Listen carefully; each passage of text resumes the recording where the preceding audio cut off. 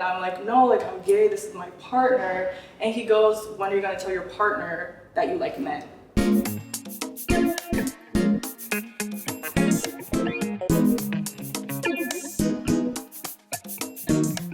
So we are here with the gorgeous Ocean van Exel. I'm so happy that you're here today. I'm so happy to be here. Thank you for having me on here. Of course. How are you today? I'm doing good. I mean, the weather's actually nice today. Okay. Which is good. Yeah, I know. It's like warm for the first time in a minute. Yeah, I'm gonna hold on to it until the winter comes because oh my gosh, I'm cherishing this I'm day. inside after that. No, truly. For sure. Oh my gosh. So Ocean, you are a model and content creator, and you've really built your platform around your experiences as a lesbian woman. Yes. So today I really want to dive into that. Let's get into Let's it. get into it. Got ready? Yes. Oh, period. So when it comes to sexual orientation, a lot of people, you know, they know from a very young age, and then other people, they have to discover it as they grow up. So for you, did you always know that you were a lesbian, or was it something, you know, what was your experience with that? You know, I feel like for me, looking back, there were definitely signs where I knew I liked girls from a young age. Like, for example, I think in elementary school when I was like friending people that were girls, it was mainly because I liked them. Like, I liked how they looked, they were pretty. But to me at the time, I was like, okay, this is just a really nice friendship. But looking back, I'm like, I was actually into you, you know? Yeah. Or, so I think there were little things, or obviously on the internet, I was typing in like girls kissing girls, like, you know, like little things here and there. So I definitely knew from a young age, but I guess like, I wasn't affirmed into it until I was like in high school. I came out junior year of high school. And I think when I actually had my first experience with a woman, that's when I knew. I was like, okay. Yeah, this that's is when it different. was like 100%. Yeah. You know? Yeah, because I have a friend who I think it was pretty recently. She, you know, realized that she was attracted to women. Yeah. And then, you know, she didn't have the best experiences with men, like a lot of us women. Yeah. Right? And so then a year into being a lesbian, she kind of realized, wait, I kind of miss men. Oh. And so then she determined that she was actually bisexual. Yeah, of course. So I wanted to know, like, were there ever points after you identified as a lesbian where you kind of questioned your identity? Yeah. I think at first I didn't know I was lesbian. I dated men, like I talked to men, and then when I had my first girl experience, I was like, okay, maybe I'm bi, am I pan maybe? But I think after my first relationship, my long-term relationship with a woman, I knew. I was just like, the relationships I had with men back in, like, when I was talking to men, it was more best friends. Like, we just have a really good friendship, and I kind of confused it for romance. So it's just like, oh, for this close and for this tight, like, I have to like you. Like, it has to be love. But looking back, it was just more so really good friendships. And after my first experience, I knew. I was like, oh, women. Like, I only was thinking about women. I never thought back to men. I did try again, like try talking to them, but just didn't click after that. Like, it just wasn't giving anymore. Yeah, it wasn't giving. I was like, okay, it's not for me. I love y'all, but not like that. Exactly. Yeah. And then there's also that question of like, should we even abide by these really strict labels and, you know, sexual orientations? Like, some people feel like nobody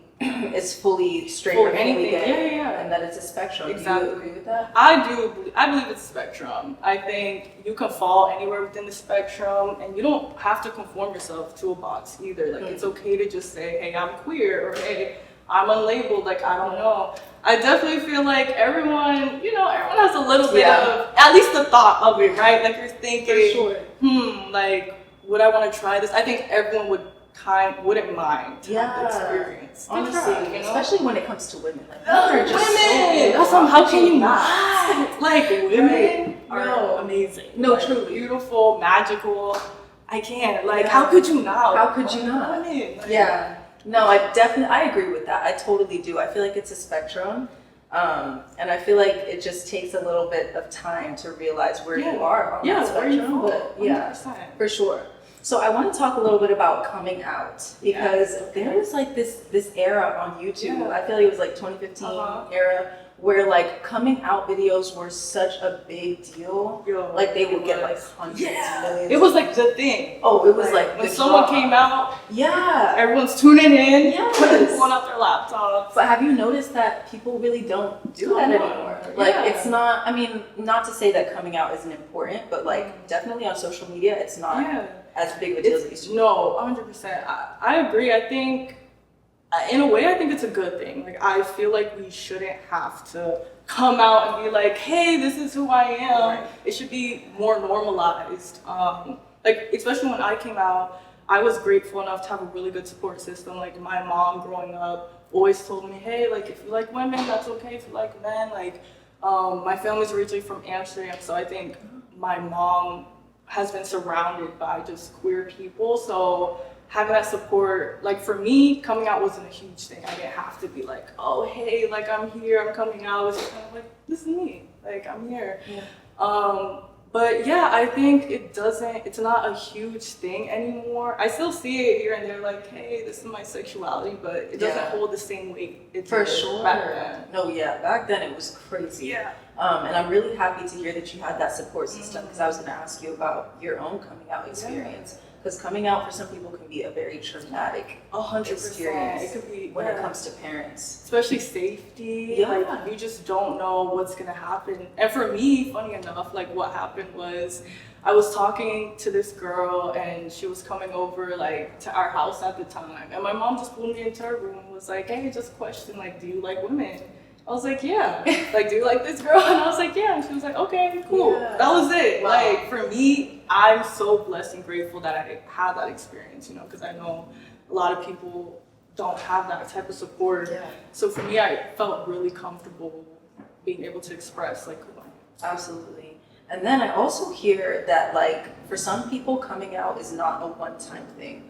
Like, some people feel like they're constantly coming out. That's how because you're having to like remind people of your sexuality, or you're having to like tell people who don't know. So yeah, tell me about your experience with that. Yeah, I mean, I think for me, I feel like I have to come out all the time, especially when I'm in like public spaces, but specifically talking to men. I feel like women usually can understand. They're like, okay, go off, like that's who you are.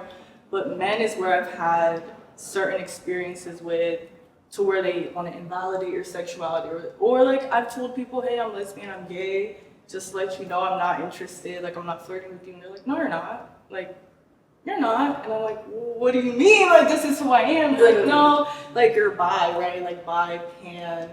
And I think, like for me, a lot of people, I don't know if you know, are uncomfortable using the term lesbian. But I think because it's such a strong, powerful word. It is. And I think because it's so, I guess, against what the patriarchy is, people want to just assume you're bi or pan since it's more palatable, right? And I think that's a huge issue with lesbians constantly having to come out and say, hey, no, like, I'm a lesbian. Like, understand that. Yeah. And that's okay. Like, that's fine. 100%. Yeah. And you actually, I saw you made a TikTok about a specific experience you had with a man who said some ridiculous stuff to you. Can you tell us about that? Yeah, of course. So, you know, I went out, it was a girls' night. I was out with my friend and she was talking to this man who she had just met. Like, neither of us had met him before. And so we ended up all talking. We were just all having conversation. Very like friendly conversation, just getting to know each other. And he asked for my Instagram. I share my Instagram over to him and he's scrolling through it. I'm like, okay, you're really going through my feed right now. But I'm still listening to music, I'm vibing, I'm bopping to it. And then he comes across this picture where I have on a shirt that says, move, I'm gay. I'm very bold, I'm very loud, like as you can see, like I'm gonna showcase it off. And so he was like, so you're gay? And I was like, yeah. And he was like, only women? And I was like, yeah, I'm a lesbian. He goes, what? I don't believe that. And I said, what? So I pull out my lock screen, I have a picture of me and my partner kissing, and I said, look, like this is my partner. Yeah. He goes, what is that supposed to mean? Like, obviously, so now you're invalidating my relationship, which is insane. But outside of that, like, well, I don't know. And so, anyways, he goes on and continues the conversation. And I'm like, no, like, I'm gay, this is my partner. And he goes, when are you gonna tell your partner that you like men. That is a wild that thing would to drive me say. insane. No, I actually was boiling on the inside. And so I was like, another like point to make to this story is that it was kind of an event type of situation. So it's also like I kind of had to be reserved in a sense because I'm in an event space and you can't just be wild. You don't know who you're talking to. And so I felt like I had to just keep defending. He kept asking me questions like, okay, but how many men have you been with? It was like the wrong type of man. Like, are you sure? And I feel like I had to just go into this deep dive of my identity and my sexuality, and to just sit here and tell my partner that I still like men is very disrespectful. Like that's what?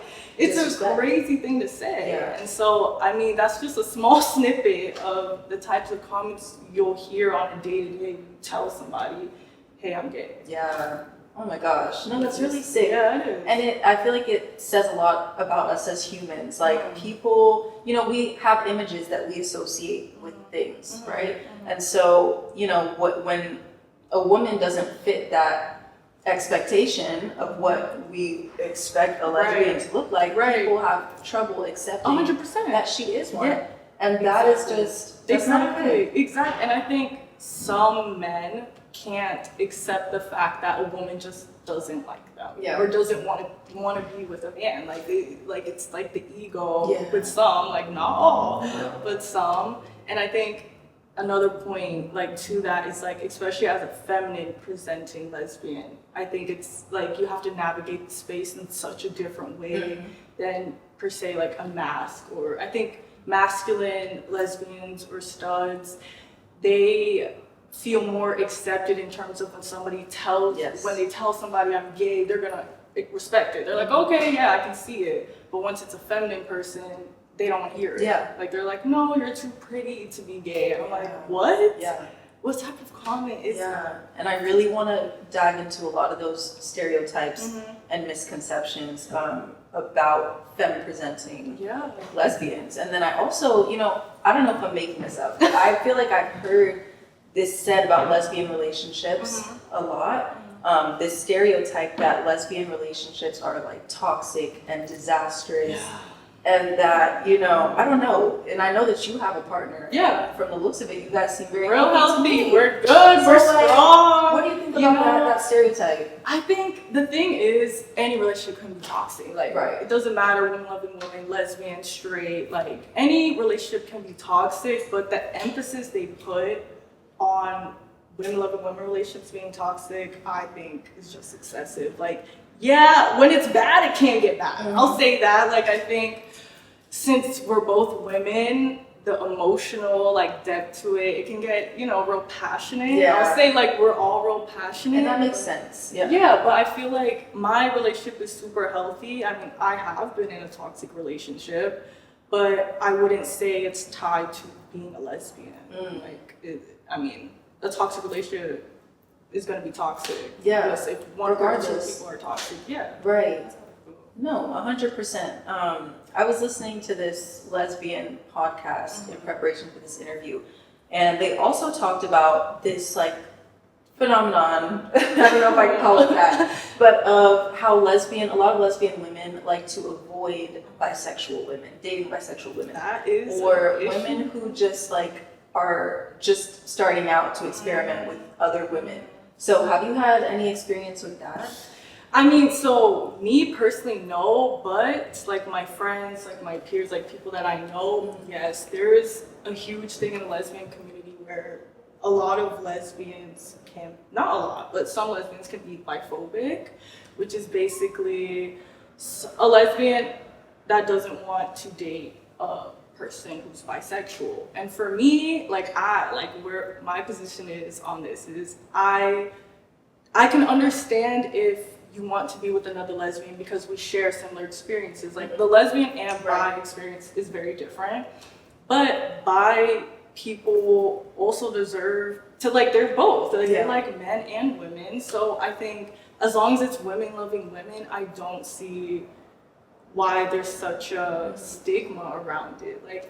I don't know. Yeah. I support it. Like I would date someone who's bisexual. Like, and I can understand if it's somebody's first time. I mean, I think a lot of lesbians have been traumatized Right. by certain women, but I don't think that's fair to put it on everyone, right? Like, I mean, that was just a terrible experience. Like, it's really sad, but I think for the most part, I just think like if they love you and you're a woman and you know they're bi, so what? Like, Yeah. as long as they are like women and they treat you appropriately, that's it. You can have conversations about the differences or things that don't feel right or things, but that's any relationship. Yeah, Like, 100%. work it out, yeah. Yeah, it's not right to generalize a whole group of people. The 100%, same way lesbians don't want their identities invalidated. Exactly. Bisexual, So yeah. and I It's think not- they get a lot of invalidation, Yeah. right? Like, oh, like you like women and men, like that's too much. But it's like, no, they're just able to love more people, Right. and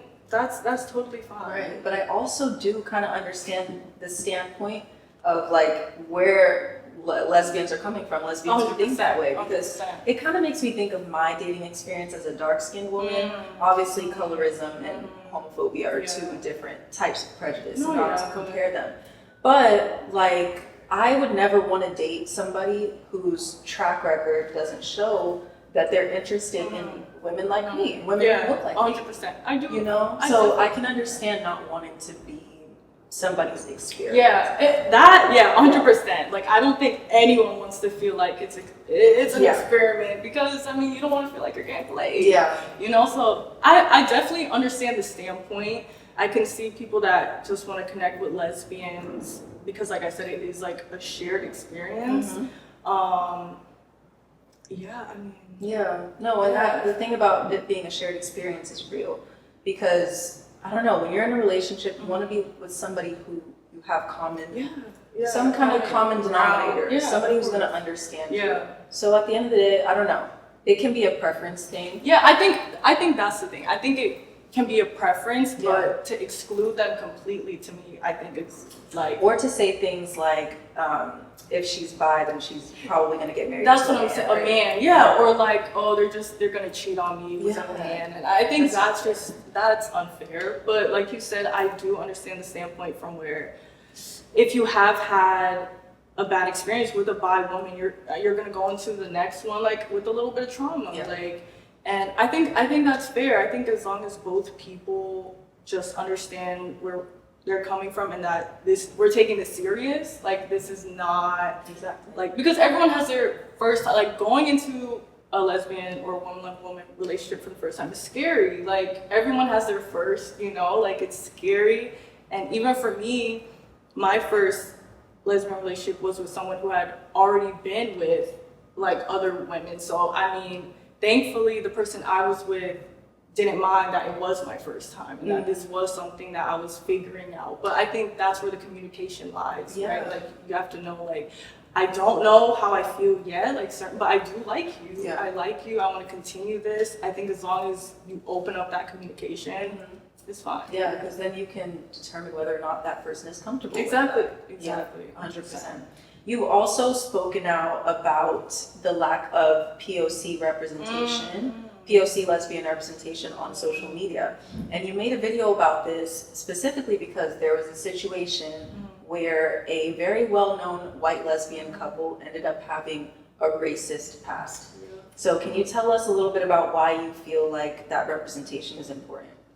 I just feel like BIPOC POC representation is important because, as you can see, it's lacked, like especially in the mainstream media. Like you said, there was a particular lesbian couple that, ended up having some backlash, some drama. And I think the thing is that scenario happens too often. Like it happens every time something comes out, I'm like, oh, I already know what it is. Like, I can guess, you know? And I think that's the issue. I think it's like, who are we really giving platforms to, right? And I think there needs to be a space for BIPOC people. Like there has to be, because there is none. Like when I think of who's in the mainstream that is a person of color, lesbian, right? Like it's really hard to haven't even seen think of one, right? Yeah. And I think that's the issue. Like where's the space for that? Because I feel like even me, there were times where I would search like, okay, like people of color, lesbian like topics or like things to talk about or issues that I was having, and there was nowhere for me to go to, or they're not getting out there as they should. You know what I mean? Like they're getting limited or shadow banned or, you know, and I think the space is definitely lacking. And I mean, I support any person of color, lesbian, queer person on social media that I see, because that's what we need, right? Like, and because it's so hard to find. It is hard to find, like, and I think that's a part of why I started really focusing on this topic as like being a person of color who's a femme lesbian, because there's no space. Like, we need to have these conversations. We need to talk. Like, you need someone to be able to relate to and like look up to. And I think for me, it was like, I don't see it. Like, where is it? Like, especially as a femme, like, I think there's always so many, like, I think it's easier to find masculine representation or like topics or advice. That's so true. Versus feminine. Like, I never hear like femme experiences. Like, I started like femme talks, like I'll do little femme talks where like I have this thing called the femme dressing room where I'll like show like how I dress like in a queer way. And I think it's something that like I want to see more. Like, where are the femmes at? Like, I love my femmes, you know? And I told you before, I'm so happy that you're facilitating these conversations, because even I learned so much from your content. Like, there's no one else that I've seen doing it like you, I'm not gonna lie. And it's not just social media, right? It's also television and film. Like, I feel like I don't see a lot of lesbian representation in general, but then more specifically BIPOC representation, lesbian it's the BIPOC specifically. I think that is so small. Like, I was so happy because I don't know if you've seen the movie called Bottoms. It just came out and it's basically like lesbian centered, and I love that. Like, I watched it. It came out like I think a month or two ago, and I was like, this is what I want to see. Like, these are the types of films I want to see. And it just made me so happy seeing a movie like brought to the theaters that is queer, that is lesbian or woman loving woman. Like, that space is so lacked. Because we have like the L word, we have like shows here and there, but there's definitely not enough. Oh my God, for a long time. I don't know. Have you watched Friends? Yes. Okay, so I just watched Friends for the first time recently.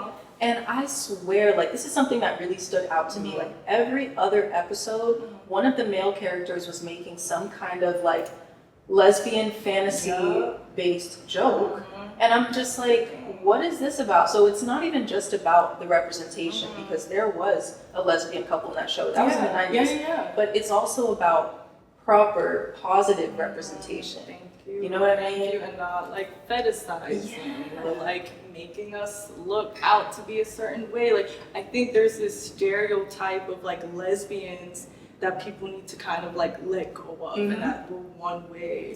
And like, the fetishization gets real. Because unfortunately a lot of, you know, the gatekeepers and creators and writers of these shows are just straight men with these weird fantasies, and it's, you know, they're sexualizing lesbian women and it's manifesting on screen. That's what I'm saying, and I think that's not right. I mean, that gets everybody else thinking the ways they do about lesbians, right? And I think bringing, queer people into the writing room in general is necessary. Like, if you're part of the community, like, I would love for a lesbian to be able to write a lesbian role, you know, or just a queer person in general that can understand the experience. But when it's coming from a straight cis man, what do you know? Like, you don't know anything. Like, you don't know about the experience, you know what I'm saying? So it's hard to like depict a character correctly when the wrong person's writing for it. Right. And you know, granted, Friends was in the 90s, so that was a long time ago, and a lot has changed since then. Like, even I think Disney had their first lesbian characters in like 2016. Disney Channel. So things are definitely evolving, changing. We're getting there now. I feel like for sure. Well, to close out this interview, I just want to ask you one question. How do you hope that your videos can affect your followers' lives and your community? I think for me, I just want to be a place where people can go to that feels like a safe place, or someone that they can relate to, like we can share common ground, share experiences. You know, I want people to have someone that they can go to, that they can look for certain topics, certain inspiration. And I think like all queer people in general, but specifically my POC femmes, like that's really the people that I like talking to, because I mean it's like me, right? Like I want to share the same experiences. I want to talk to you guys. Like I think just creating that space for feminine lesbian women to have a space. Like we're here, we're there. Like there's no taking us away. And I think just allow more representation. And I want more femmes to come on the media, like talk about it, talk about who you are, share your stories. Like there's so many people out there willing to listen. Even like the other day I met someone who who knew my content. It was an old, like she was like, I'm older but I still really relate to you. And I think people forget too, like there's older lesbians that come out, or older women. And imagine them, they didn't have, you know, yeah, that's what I'm saying, they didn't. So like now they have resources and they're able to discover themselves, and that to me like is the most important. Like whether you're discovering yourself, whether you want someone to relate to, whether you just, I don't know, need a safe space, like that's what I'm here for. Yeah, I love that. And that's really important because, you know, that's how a lot of like great businesses get started in general, is just people recognizing a lack, you know, in the market or in, you know, on social media, in their communities, and filling that gap. So I'm really proud of you for doing everything that you do. Keep on doing it, because trust me, you are reaching people and you're making a difference. And that's very important. I appreciate that. Of course. Thank you for coming on the show. Thank you, guys.